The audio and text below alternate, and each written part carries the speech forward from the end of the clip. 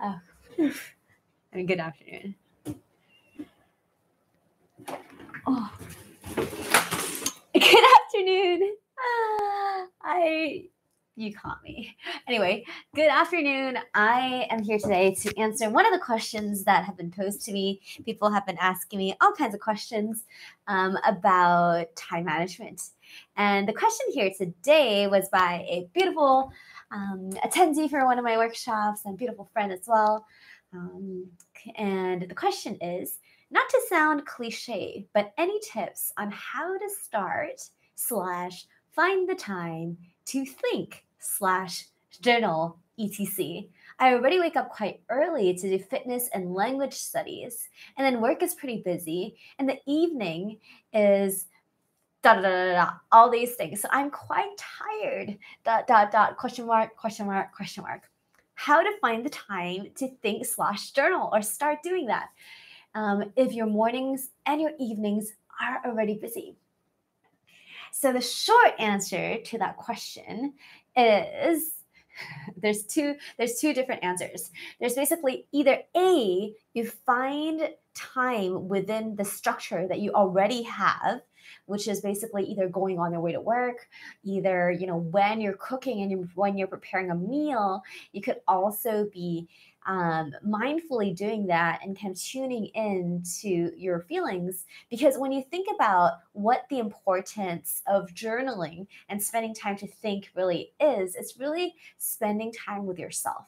So even when you're showering, and this is sometimes what I do when I shower, insights and ideas come through. So you have to come back and connect to the purpose of what you're doing. So if the purpose of you journaling and you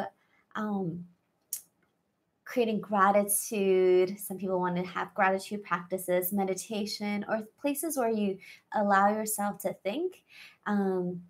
If that's sort of the purpose of it, then you are able to do that while doing different things when you're alone. So the key phrase here is alone. So the second way to do that, first way is look at your schedule, find parts of your schedule while you can do that while you're alone, either while you're showering, while you brush your teeth for a really long time, or when you're doing yoga stretches in the morning, or when you're exercising. You can also be very, very mindful when you're exercising.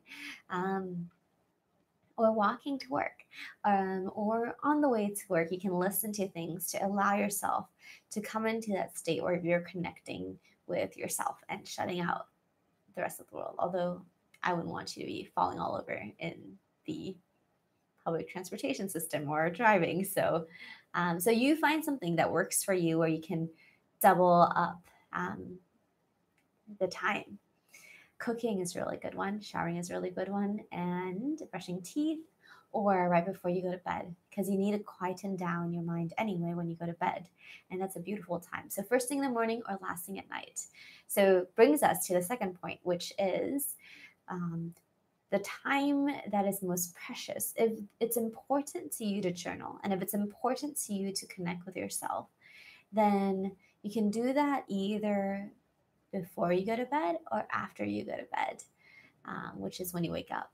Because sticking the most important things in the beginning and the end of your day is one way to guarantee that that actually happens.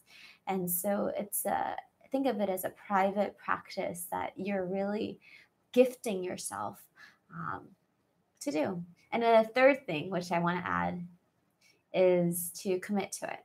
Make a commitment, make a decision, and do it for 14 days. Because the biggest challenge is we always want to do something, but we don't really know the parameters of what that's being measured as.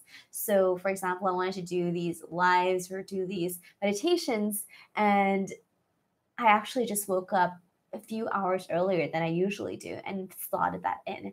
And having an accountability partner, or that's fourth point, I guess, having an accountability partner, having a buddy, having a coach to support you through that transition or that change can also really support you in order to create that new reality for yourself. Because the most important part is not so much to start, but it's actually to keep it up.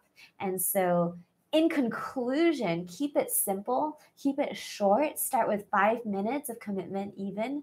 And then, third thing is keep it super, super consistent, right? Make a decision and keep it consistent, because if you don't, then that habit might as well be a one hit wonder. All right. I hope this is helpful to you.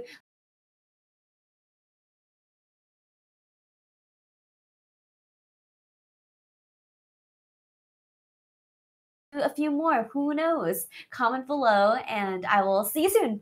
Talk to you later.